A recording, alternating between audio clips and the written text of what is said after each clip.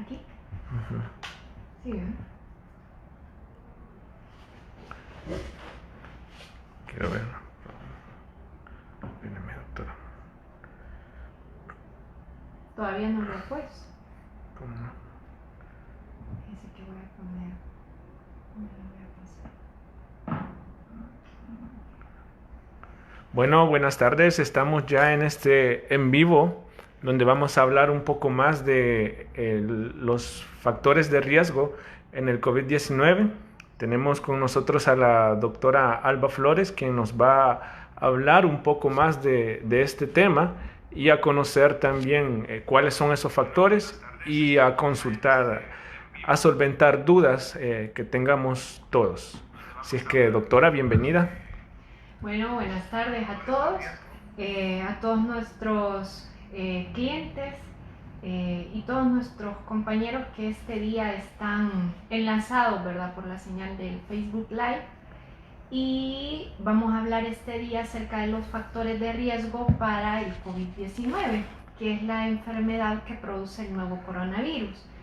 Antes de entrar en el tema, ¿verdad?, a grosso modo solo brindar unas pequeñas generalidades para también darle espacio que todos los pacientes y clientes que iban a estar pendientes de esta situación puedan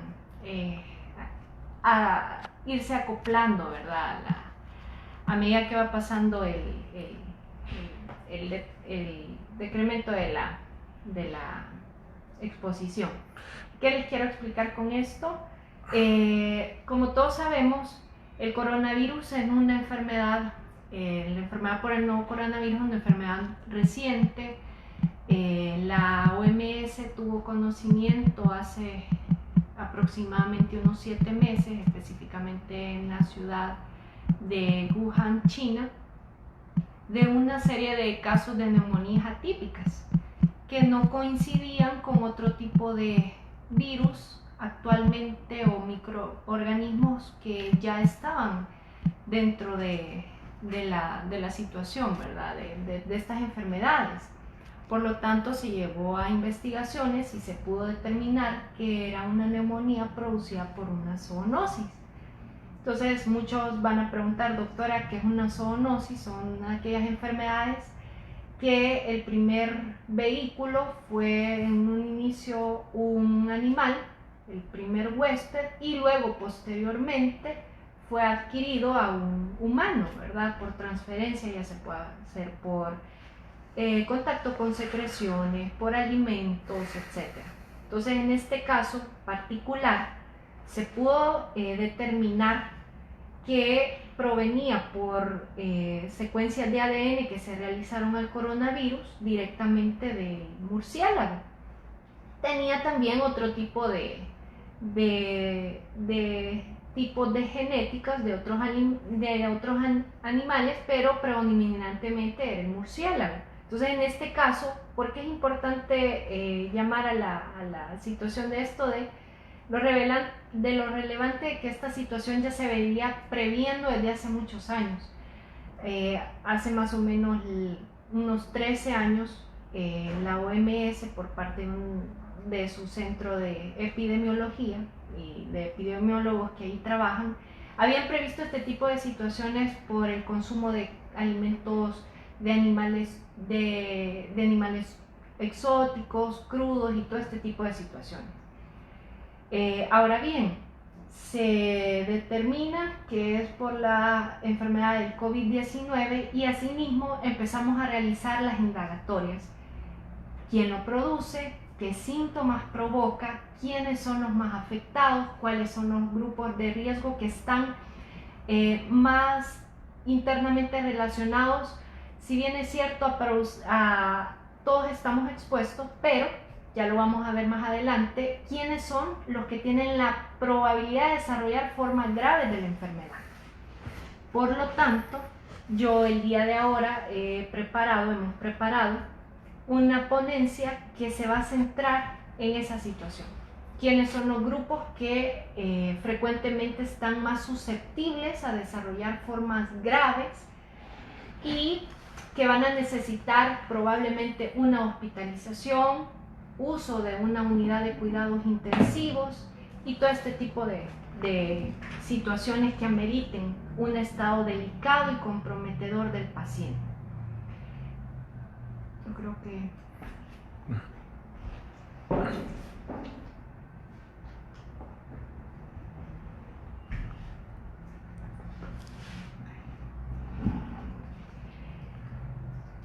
¿Quiénes son, hablando ahorita lo que estamos diciendo, quiénes son los que están expuestos? Y yo con esto quiero hacer la aclaratoria, ¿verdad? Como había dicho en un inicio, que todos somos sujetos a exposición del virus. Llámese niños, adolescentes, adultos mayores, enfermos de base o no. Todos estamos propensos a adquirir la enfermedad. Sin embargo, todos sabemos que si bien es cierto podemos enfermar, por datos estadísticos que se tiene de otros países, se puede ver que quizá un 80% de estos pacientes que enfermen pueden cursar con estadios leves asintomáticos de la enfermedad. Asintomáticos me refiero que no presenten ningún síntoma, simplemente sea portador del virus, pero puede cursar desde cuadros de un resfriado común leve hasta simplemente debutar con un episodio, puede ser un síntoma aislado. De ese 80%, ¿verdad? Hay grupos etarios, que ya más adelante lo vamos a ver, quienes son los más susceptibles. Sin embargo, también es importante considerar en este aspecto que según toda la información que se está manejando actualmente, se ha visto que las personas menores de 18 años son aquellos individuos que tienen una menor tasa de asistencia a centros hospitalarios, ¿verdad? De requerir ingresos. Ahora bien, siempre hay unos grupos, y yo ponía esta imagen que es tomada del día de ayer de la página oficial que brinda los datos estadísticos del país. ¿Por qué la pongo? Ustedes pueden ver que actualmente el número de casos en el país supera los 15.000. Estamos claros que probablemente estos datos no son los que en realidad está sucediendo en la actualidad de casos confirmados, casos de muertes, etc. Sin embargo, nos brinda un parámetro a lo que yo quiero llegar. Si ustedes se dan cuenta, la tasa de recuperados sobrepasa en gran medida con la tasa de casos mortales, que es lo que nos da una primera instancia de ver la severidad, de que todos enfermen, pero que todos tengan la misma probabilidad de salir o no de la enfermedad. Entonces, vamos a...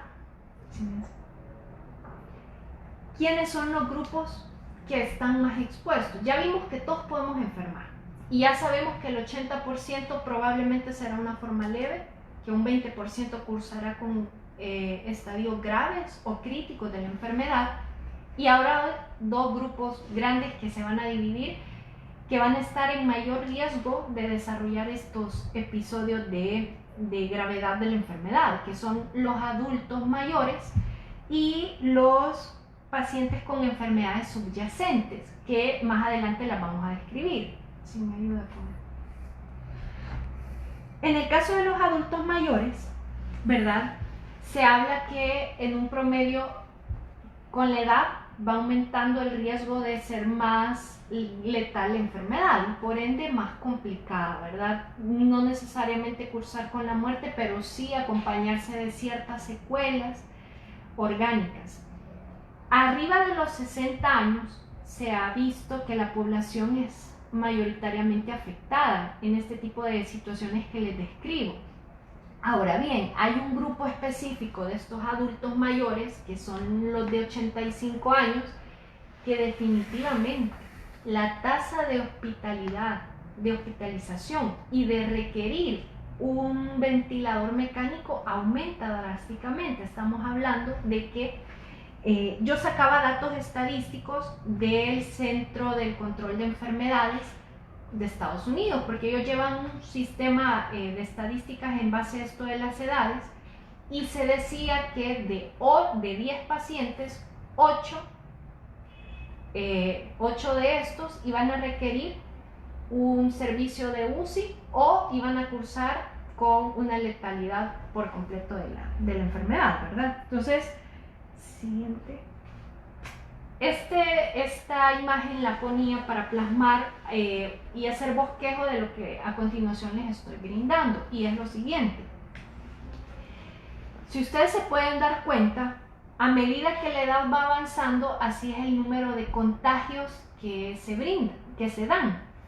Estos datos son de Estados Unidos y por cada 100.000 habitantes, si ustedes se pueden dar cuenta, a partir de los 50 años definitivamente la estadística va incrementando considerablemente, no siendo así que se duplica a los 85 años, que de cada 100.000 pacientes, 513 son al menos adultos mayores.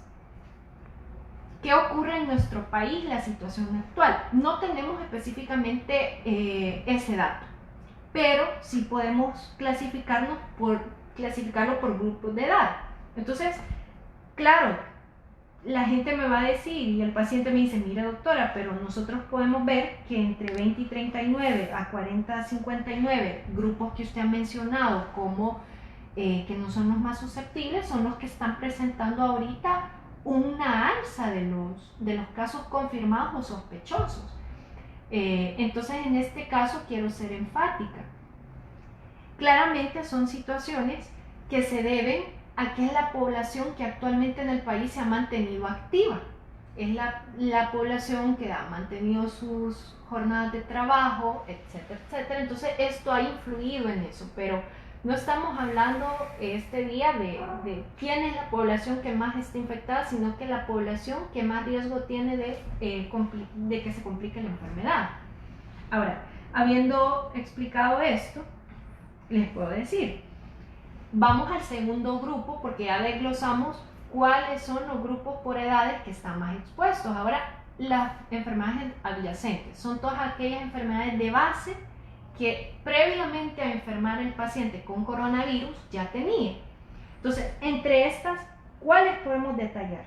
El cáncer, las enfermedades pulmonares, enfermedades renales, pacientes con su sistema inmunológico debilitado, llámese por uso de algún tipo de medicamentos, por ejemplo esteroides, aquellos pacientes con enfermedades reumatológicas como el lupus, como la artritis reumatoide, que toman este tipo de medicamentos para modular la respuesta inmunológica que el cuerpo presenta por esta misma enfermedad. Ojo, y con esto yo quiero ser bien enfática. En ningún momento se está diciendo de que el paciente con estas patologías de base y que el paciente el día de mañana va a decir, hombre, escuché o vi que este tipo de medicamentos que a mí me están dando por mi enfermedad me ponen en una situación de riesgo, por tanto los voy a dejar de tomar. De ninguna manera es por ahí el objetivo de esto, sino que no hay prueba científica que valide que ningún paciente crónico, llámese hipertenso, diabético, paciente renal, paciente en control por alguna enfermedad reumatológica, presente mejoría de suspender su tratamiento y control de base y tener exposición al virus. Todo lo contrario, la evidencia científica apoya de que estos pacientes que son crónicos, sin embargo, tienen un control medicamentoso y de estilo de vida, tienen un mejor sistema inmunológico a la hora de que el virus entra a su cuerpo. Entonces, también hablábamos de pacientes con VIH, pacientes que han sufrido algún tipo de trasplante, entre otros. También hay otro tipo de enfermedades. El asma, por ejemplo. Doctora, todos los pacientes con asma son susceptibles, ¿no? Definitivamente no. Hay pacientes que, por ejemplo, están controlados, al igual que hipertensos, ya lo vamos a ver, diabéticos, y presentan, ¿verdad?, al tener la enfermedad, una buena evolución y una pronta evolución. Entonces, hablamos de aquellos pacientes que probablemente, en el caso de los asmáticos, son moderados persistentes, moderados recurrentes o graves que una vez o por lo menos 2 veces a la semana están presentando episodios de crisis. Ahora, hablamos también de pacientes con enfermedades cardiovasculares a lo buen salvadoreño, aquel paciente que ha tenido antecedente o está sufriendo de alguna parálisis facial o lo que decimos comúnmente un derrame, ¿verdad? Puede ser de cierta parte de su rostro o puede ser, por ejemplo, de alguna región de la mitad de su cuerpo. Esto nos pone en desventaja también a los pacientes que tienen alguna enfermedad de cardiopatía. A la cabeza, la hipertensión arterial. Sin embargo, también hay otro tipo de enfermedades, la insuficiencia cardíaca, pacientes que ya tienen trastornos de arritmias, ¿verdad? Y que están siendo manejados. Del mismo modo, afecciones neurológicas. En este caso yo ponía específicamente el cuadro de las demencias. ¿Y esto qué tiene que ver, doctora? Todos sabemos que usualmente las demencias de tipo senil ocurren en pacientes de edades avanzadas, y usted sabe que para prevenir la enfermedad del coronavirus usted debe de llevar y cumplir cierto régimen, su lavado de manos adecuado, cumplir un protocolo para usted mismo y para los que le rodean. Y tenemos en desventaja a estos pacientes que lamentablemente por su deterioro cognitivo están imposibilitados de hacerlo de la manera adecuada. Del mismo modo, enfermedades hepáticas. Quiero hacer aquí algo bien, una nota aclaratoria, ¿verdad? Y con esto les quería explicar lo siguiente, porque hay muchos pacientes que me dicen, mire doctora, pero yo creía que solamente si padezco de los pulmones me puedo enfermar de gravedad, y no es el caso. Les quiero explicar, voy a hacer aquí un paréntesis quizás. En el coronavirus, al igual que cualquier enfermedad que un sujeto se puede ver expuesto, cuando nosotros nos vemos expuestos, valga la redundancia, a alguna enfermedad, nuestro sistema inmunológico tiene 2 maneras de manifestarse, 2 etapas, por así decirlo. Entonces, la primera etapa, cuando un virus, en este caso específico, y en el caso de que este es nuevo, llega a mi cuerpo, todo mi cuerpo, su primera línea de defensa, envía sustancias inflamatorias con el afán y el objetivo de controlar, en este caso, el virus, ¿verdad? Esta respuesta inflamatoria no es específica de, por ejemplo, de la vía aérea o respiratoria, es sistémica. Entonces, esta respuesta innata del sujeto usualmente se mira que va a durar de 4 a 7 días. En estos 4 a 7 días, el cuerpo del individuo, todo su sistema inmunológico está luchando para crear líneas de defensa, o lo que llamamos anticuerpos. Y ahí viene la segunda fase del sistema inmunológico, que es la inmunidad específica. Entonces, esta inmunidad específica va a generar anticuerpos, y así cuando usted le vuelva a dar nuevamente la enfermedad, en este caso el coronavirus, se cree que como ya tiene anticuerpos, la enfermedad no va a tener el mismo grado de severidad que tuvo en un inicio. Y es por eso que se hablaba de todo lo del plasma convaleciente y de lo bueno que resulta para todos los pacientes, especialmente para aquellos que están en una unidad de cuidados intensivos. Estas unidades, este sistema inmunológico, como es un virus nuevo, aún no se sabe si puede ser permanente, si puede durar solamente unas semanas, unos meses. Todavía esta situación está en estudio, ¿verdad? Pero, ¿por qué les mencionaba esto? Cuando el virus entra a su cuerpo,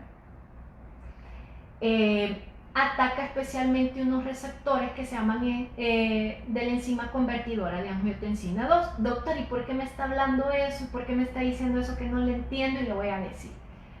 Estos receptores están ubicados no solamente en sus pulmones, sino que también en su cerebro, están ubicados también en su páncreas, en sus riñones, están en su intestino, y por eso es que hay ciertos pacientes que pueden presentar un síntoma tan leve como una diarrea, por así decirlo, pero hay otros que pueden generar un trastorno incluso como una diabetes durante el periodo. Y esto está más que claro porque la mayoría de pacientes que ingresan a unidades de cuidados intensivos se elevan las tasas de los niveles de azúcar en sangre, se elevan las enzimas hepáticas. Entonces, fíjense que yo ahí ponía enfermedades hepáticas.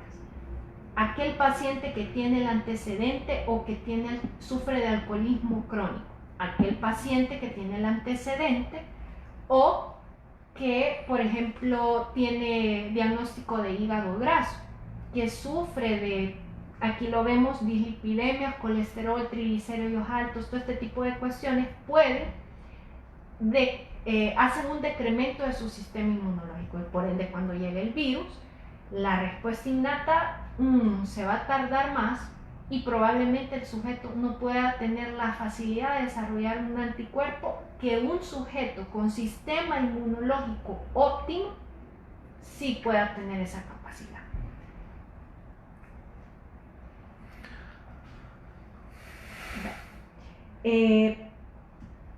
Quiero mencionar, antes de terminar, en ese aspecto que nos hemos quedado, que hay un factor sumamente importante y relevante como lo es la obesidad.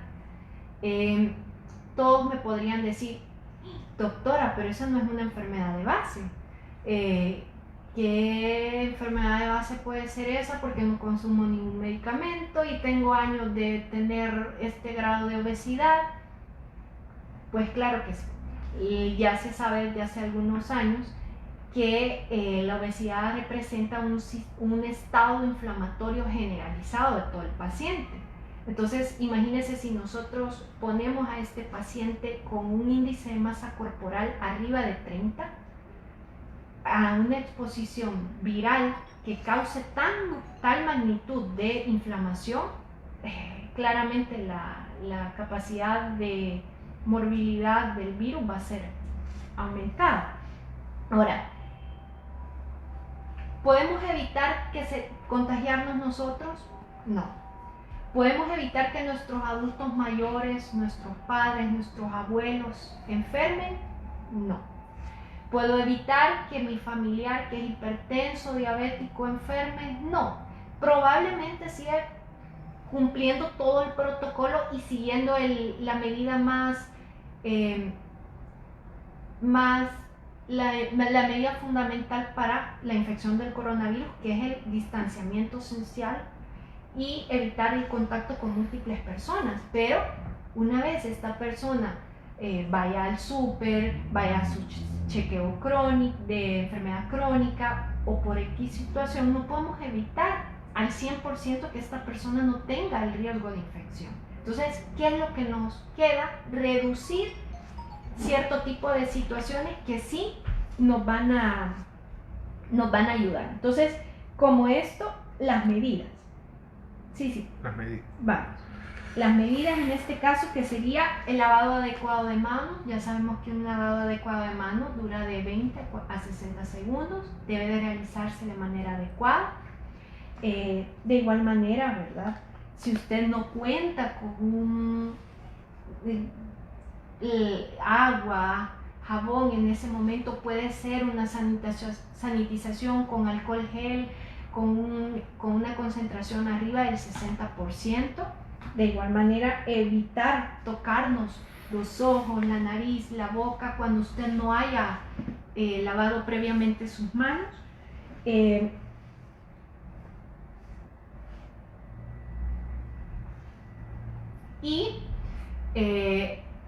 Usualmente tenemos mucho contacto con nuestros celulares, las personas que estamos trabajando con nuestras computadoras, todos los objetos que representan un uso regular, tenemos que estarlas desinfectando frecuentemente. El celular ya se sabe de épocas anteriores que es un objeto que puede transferirnos varias enfermedades porque es lo que más expuesto al medio ambiente está. Entonces, cada vez que usted llega a su casa, cada vez que usted entre a su área de trabajo, debe de desinfectar estos objetos que están en constante contacto con usted. ¿Qué es lo que tenemos que hacer? Evitar el consumo de alcohol, evitar el consumo de tabaco, aumentar, ¿verdad?, el consumo de frutas, de verduras, disminuir el consumo de comidas grasosas, de sal, de azúcar, porque esto hace, si usted tiene un familiar o usted mismo es hipertenso, diabético y tiene una enfermedad de base, hace que usted no va a estar controlado. Y quiero ser enfática en esto. Todos los pacientes, por ejemplo, hipertensos, doctora, ¿tienen la misma enfermedad, tienen la misma probabilidad de que la enfermedad sea grave? No. No es lo mismo un paciente que sea hipertenso y esté tomando su medicamento, que lleve un estilo de vida saludable, que haga ejercicio, que tenga un control de su sistema mental, una buena salud mental, a aquel paciente que no cumple ninguno de estos. Entonces, claramente, todos los pacientes que no están controlados son los que principalmente se van a ver afectados, ¿verdad? Sí hablaba yo, importante dormir las horas necesarias. Ahora con toda esta situación hemos detectado un aumento de la cantidad de casos de trastornos de ansiedad, de trastornos depresivos, pero yo los invito a que busquemos formas de prevenir estas situaciones. Puede ser distanciamiento social, no involucra que usted pierda el contacto completo con sus amigos, familiares, con sus padres, ancianos que no visita. No, usted puede seguir por medio de la tecnología, por medio de un teléfono pendiente de ellos, pero guardando las medidas. ¿Por qué el estrés es importante que nosotros lo controlemos? Haciendo una rutina de ejercicios, leyendo un libro, viendo una película con nuestra familia, etc. Porque cuando estamos estresados, nuestro cuerpo, bueno, específicamente las glándulas suprarrenales, liberan una hormona que se llama cortisol, y el cortisol suprime el sistema inmune de su cuerpo, o sea, las defensas de su cuerpo, él las baja. Entonces, por eso es importante todo este tipo de accionar. Y, ¿cómo se llama? Por último, yo quiero que usted, si es paciente crónico, si usted tiene familiares que son pacientes crónicos, haga énfasis en estos 4 aspectos que tenemos aquí. Número 1, que no deje de tomar su medicamento. Que mire, doctora, fíjese que me dijeron, o fíjese que leí en Facebook, fíjese que me mandaron en WhatsApp una cadena que decía que el medicamento para la presión me va a hacer más grave la enfermedad del coronavirus. Que fíjese que me dijeron que si me sigo poniendo la insulina me voy a morir más rápido del coronavirus. Eso es totalmente falso, y por el momento toda la evidencia científica respalda que todos los pacientes controlados son menos susceptibles a desarrollar formas graves de la enfermedad. Tampoco quiero hacer hincapié, no se esté automedicando de la dosis de su medicamento que usted usa diariamente. Por ejemplo, pacientes con esquemas de insulina, tal como el médico, su médico de cabecera, se lo ha prescrito, usted debe de seguir con ese manejo. Doctores, que fíjese que me empecé a cumplir 10 unidades más, o me empecé a tomar 2 pastillas más para la presión porque me sentía mal. Si usted se siente mal, y vamos al otro apartado, debe de consultar con su médico de cabecera. Puede ser, si usted es cliente de nosotros, puede hacerlo aquí, y si no, si usted lleva sus controles en otro centro, debe de seguir apego de eso. Si usted, viene el siguiente punto, tiene algún síntoma de su enfermedad de base, debe de consultar oportunamente. No espere a enfermar severamente para consultar, porque la mayoría de pacientes, por el temor de consultar, dejan que las enfermedades o las infecciones o lo que sea que tengan se evolucionen y den un menor pronóstico de mejoría.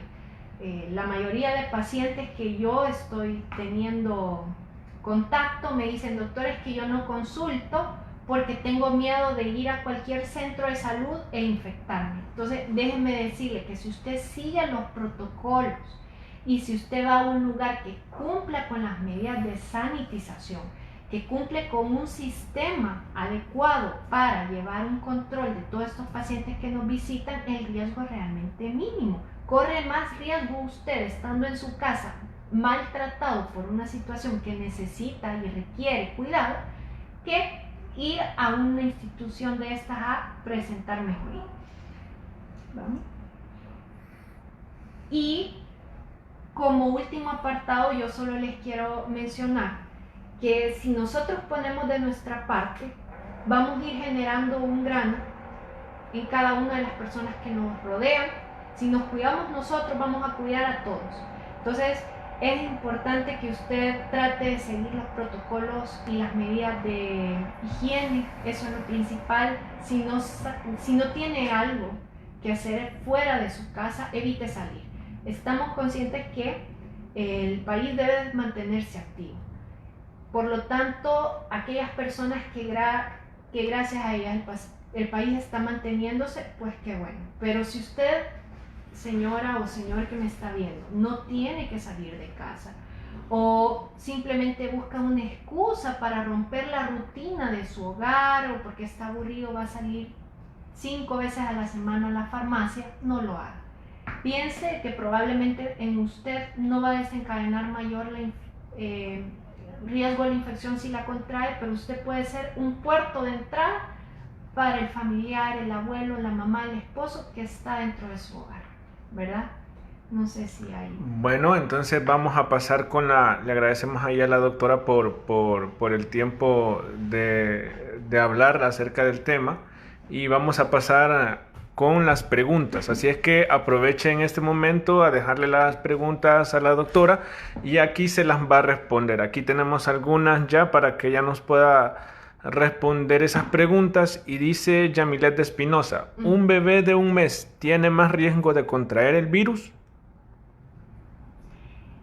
No, Yamilet. Comentarle lo siguiente. Todos los pacientes corren el mismo riesgo tal como lo mencionaba, ¿verdad? Al inicio, todos los pacientes.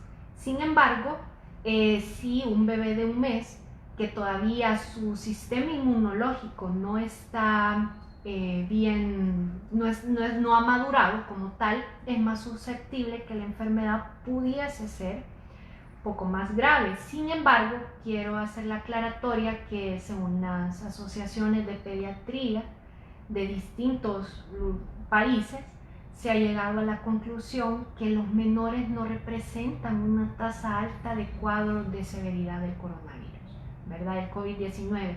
Usualmente son los pacientes arriba de los 18 años los que están requiriendo, y de esto, arriba de los 60 años, los que requieren ingresos hospitalarios, oxigenoterapia, etc. Entonces, no es que la enfermedad va a ser más riesgosa en este tipo de pacientes. En caso de que un bebé salga o empiece a presentar síntomas, ¿qué síntomas presenta qué debería hacer la mamá o el papá en caso de que se dé esto? Pues en el caso, qué buena pregunta, indicarle lo siguiente: los niños, en específico los lactantes, los menorcitos de 4 años, 5, no tienen la capacidad de sonarse, de escupir. Yo la mayoría de pacientes les hago, ¿verdad? Que usted no ha visto a su hijo estornudando, tosiendo, sonándose de una manera adecuada, y es porque ellos no tienen ese reflejo. Y este mal manejo de secreciones puede conllevar, respondiendo a su pregunta, que los menores, si bien es cierto, no anden sonándose como un adulto lo haría, un mal manejo de secreciones. Entonces usted va a ver un niño que probablemente va a andar, como decimos a lo buen salvadoreño, con el gargajo, va a andar con un montón de secreciones, va a ver un niño con su frecuencia respiratoria aumentada. Los niños son diferentes a los adultos, ellos tienen una respiración tóraco-abdominal, usualmente los adultos solo es torácica, pero en el caso de los niños es tóraco-abdominal. Entonces cuando ellos tienen algún tipo de cansancio producido por un trastorno respiratorio, a la cabeza una neumonía, la expansión tóraco-abdominal se aumenta. Entonces usted va a ver a un niño con un desplazamiento fuera del usual. Del mismo modo, en las costillitas del niño usted puede notar que se deprimen estos músculos, ¿verdad? Entonces, también puede haber aleteo nasal, que las fosas nasales de los niños, específicamente esta área, empiecen con un aleteo tipo mariposa, por así decirlo. Las mucosas de los niños puede ser la punta de sus dedos, sus labios, pueden tornarse con un color pálido y en casos más severos, coloraciones ya rojizas, moradas. Ok, tenemos otra pregunta aquí de Jessie Ivonne Orellana Álvarez y pregunta, tengo una duda, si tuve una simple gripe y perdí el olfato y el gusto, ¿podría ser que me dio COVID-19? Yamilet me dijo, ¿verdad? Jessie. Ok. Comentarle, Jessie, que es una situación bastante incierta. Es necesario y todos sabemos que para detectar infección por COVID-19 la única forma es la prueba confirmatoria. Sin embargo, a falta de estas en el sistema de salud, dado por la cantidad de casos que hay y todo y que se está dejando para cierto tipo de pacientes, todos, que ya sabemos que ya es una infección comunitaria, tenemos el riesgo de infectarnos. Entonces, podrías caber la posibilidad de que usted se haya infectado, ¿verdad? Pero pertenezca a este porcentaje del 80% que cursó con unos síntomas muy leves. Sin embargo, también enfermedades respiratorias de otra índole, como por ejemplo la sinusitis u otro tipo de afecciones, pueden producir pérdida del olfato, pérdida del gusto y no necesariamente el COVID-19, pero sí le quiero decir, hasta no tener una prueba confirmatoria, todo proceso respiratorio puede ser coronavirus hasta que no se descarte lo contrario. Pregunta aquí Sonia Zelaya. Saludos, doctora. He escuchado que muchas personas están tomando ibuprofeno e ivermectina como prevención. ¿Usted lo recomienda? Hola, doctora. Antes que nada saludarla y comentarle. Fíjese que según los estudios que se han realizado, sí realmente ya se comprobó hace más o menos unas semanas la OMS, ¿verdad? Ya declaró que el uso de ivermectina no estaba recomendado porque la dosis que se estaba utilizando, que en este caso de colega a colega sabemos que son 2 gramos al día, no era, se veían los estudios ciegos y al azar que se habían hecho que no habían presentado mejoría de los pacientes, ¿verdad?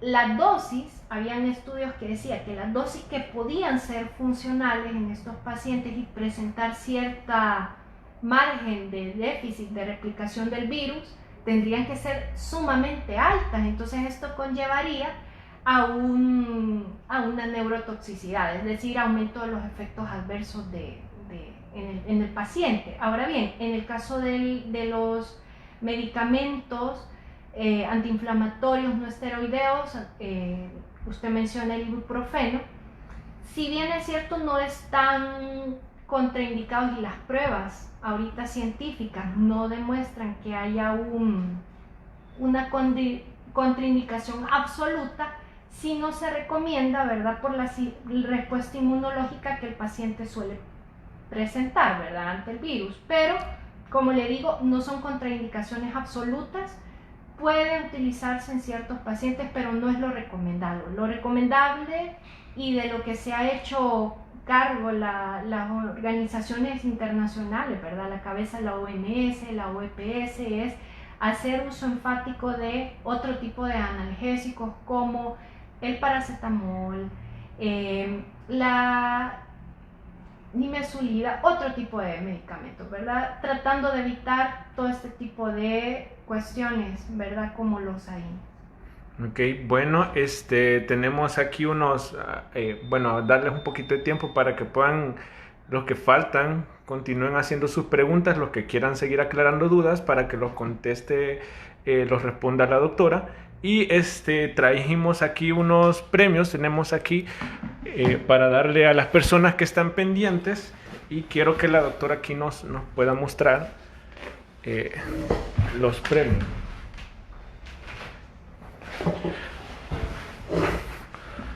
Vaya, fíjense que aquí Carlitos me ha traído, que es del área de mercadeo, para aquellos que han estado pendientes, para aquellos que han hecho sus preguntas, unos regalos para premiar, ¿verdad?, su lealtad. Y en el primer caso me entregaba aquí esta alcancía de un cochinito, para, como aseo, usted sabe que promovemos el ahorro. Y en esta situación ha sido una constante de que es importante tener ahí una base siempre, ¿verdad? Una base de ahorro. Así que para fomentar ese buen hábito en usted, tenemos este día este cochinito. Entonces vamos a hacer una pregunta. No sé si con lo que hagas. Ok, sí. Vamos a... ¿La vamos a hacer acá o la vamos a poner en Facebook? No, la hacemos acá. Vamos a dejar ahí que la doctora la realice. Solamente vamos aquí acaban de hacer otra pregunta. Dice Bessie Dimas. Buenas tardes, doctora. ¿Qué le puedo dar a mi hijo de 7 años para subirle las defensas aparte de vitamina C? 7 años dice que tiene el niño, ¿verdad? Sí. Vaya. Un gusto, Bessie, y comentarle lo siguiente. Si su niño no presenta ninguna enfermedad de base que ameritaría que estuviera en control con un especialista, si su niño tiene un control de niño sano adecuado, ¿verdad? Y usted se ha encargado de ponerle todo su esquema de vacunación, tiene buen peso, tiene buen talla para la edad, según lo que el médico le ha indicado, pues solo con una dosis de multivitaminas que usted le esté dando es más que suficiente. El aporte principal de minerales y multivitaminas lo adquirimos a través de la alimentación. Entonces, siguiendo una alimentación saludable a base de frutas, verduras, probióticos y prebióticos, que se ha visto que tienen una alta,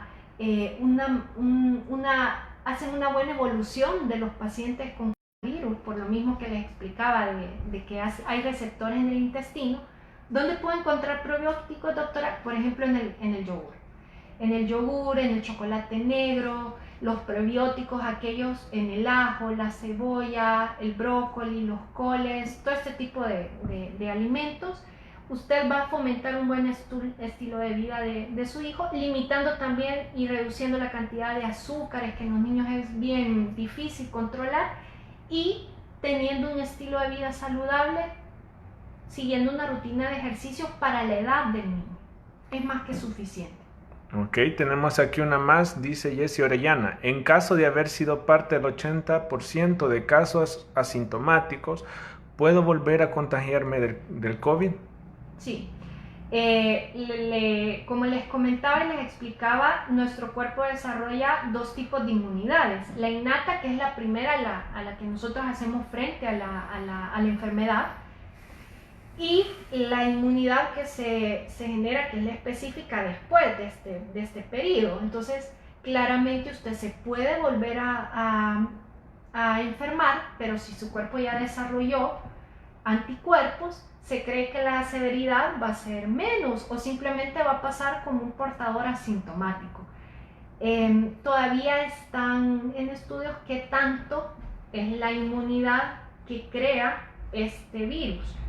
Es un virus nuevo, todavía está en evolución científica y todo, entonces no le podría brindar un dato y decirle, Jessie, si usted generó anticuerpos le van a durar para 3-6 meses, aún no se sabe. Tenemos que esperar que el tiempo también nos ayude a la parte científica a ver en estos pacientes con anticuerpos, con plasma convaleciente, que tan bueno es, cuánto tiempo perdura. Bueno, ok, entonces vamos a hacer una pregunta para el que quiera ganarse. Tenemos ahí Primero esta es las 3 cosas de un solo. Pero tenemos 3 kits, del alcohol en gel, la bolsa y la alcancía. Vale, entonces, para que ande bien protegido, siempre se resguarde ahí con el alcohol en gel, también para que pueda realizar sus compras y para que pues también hoy con esta crisis económica pues pueda ir ahorrando el cliente. Entonces, hágame ahí una pregunta, doctora, para que pudiéramos ahí responderla. Vaya, la primera pregunta sería, ¿cuáles son los grupos de riesgo que tienen mayor probabilidad de desencadenar formas graves de la enfermedad por COVID-19? Ok, ¿cuáles son los grupos de riesgo? Solo uno, que digan, solo uno. Bueno, mientras tanto, ahí nos envían sus respuestas. Vamos a continuar con una pregunta y consultan aquí. Tuve fiebres por una semana, perdí el olfato y el gusto y después me quedó un dolor de pecho. ¿Pude haber tenido COVID? Sí, como vuelvo y repito, es todo proceso respiratorio, dado que ahorita la enfermedad es de infección y de contagio comunitario y es ampliamente transmisible. Todos corremos el riesgo hasta que no se descarte lo contrario de haber padecido o padecer de COVID-19. Sí quiero hacer la aclaratoria que si usted presentó, por ejemplo, proceso febril durante una semana que no se dio con analgésicos convencionales, tuvo dificultad respiratoria, tos seca, diarrea, todo este tipo de síntomas, es probable que haya cursado con esta infección y yo, más que afirmarle o no si ha tenido la enfermedad, le dijera lo contrario. Le comentaría lo siguiente, perdón. Hay mucho paciente que está consultando que posteriormente a la infección presenta dificultades para la respiración o volver a su rutina habitual. Con esto quiero que, por ejemplo, la señora que anteriormente me decía, doctora, yo hago limpieza desde las 7 de la mañana hasta las 12 del mediodía y no me cansaba, y ahora con medio ejercicio que yo hago me canso. Entonces, sí se mira que el coronavirus puede dejar secuelas. Puede dejar secuelas, señores, y en este caso los pulmones no son la excepción. Más bien, me fuera por el punto de la rehabilitación. Hay países, ¿verdad? Más que todo en Europa, que fueron los primeros casos, que hay centros específicos para fisioterapia pulmonar. Entonces, si nosotros podemos estar haciendo ejercicios después de que, claramente, después que usted ya pasó la enfermedad, ya no representa que usted tiene fiebre, que está cansado, etcétera, etcétera, puede empezar a volver a esas capacidades pulmonares, a volverlas a ejercitar. Les recomiendo, ¿verdad? Ya que se nos facilita ahora con esta época de la tecnología, que visiten en YouTube. A veces hay tutoriales por fisioterapistas, ¿verdad? De otros países que dan terapia para aumentar la capacidad pulmonar después de que estos pacientes han pasado una enfermedad de este tipo. Ok, bueno, tenemos aquí ya a los 3 ganadores, 3 personas que han estado bien pendientes de la transmisión y que pues hayan puesto atención y nos dejaron su respuesta. La primera es Alma Oliva. Felicidades ahí por ser una de las ganadoras que ha estado bien pendiente. Aquí le tenemos su kit para la prevención también, para que usted pueda realizar sus compras y todo. Aquí le tenemos su premio. Alma Oliva. También tenemos a Jessie Ivonne Orellana Álvarez, que es otra de las ganadoras, y tenemos también a Lidia Argueta, que también es otra de nuestra última ganadora. Así es que muchas felicidades a las 3. Déjennos un mensaje en nuestra página de Facebook con sus datos y nosotros nos vamos a comunicar directamente con ustedes para poder entregarles el premio y saber cómo podemos hacerles la entrega. Así es que llegamos al final de esta conferencia. Así es que esperamos, doctora, le agradecemos por su tiempo, por habernos explicado un poco más de este tema, y pues pendientes todos que estaremos también hablando de muchos otros temas con nuestra doctora y aclarando dudas también, así como lo hemos hecho. Si usted tiene alguna sugerencia, algún tema que quisiera que habláramos, usted déjenlo en los comentarios y con gusto nosotros tomaremos en cuenta eso para hablar nuevamente con la doctora ahora en un próximo Facebook Live. Así es que les agradecemos a todos y pues un feliz día y cuídense. Así es que recuerden, quédense en casa. Muchas gracias y recuerden que en ACEI lo más importante eres tú. Gracias.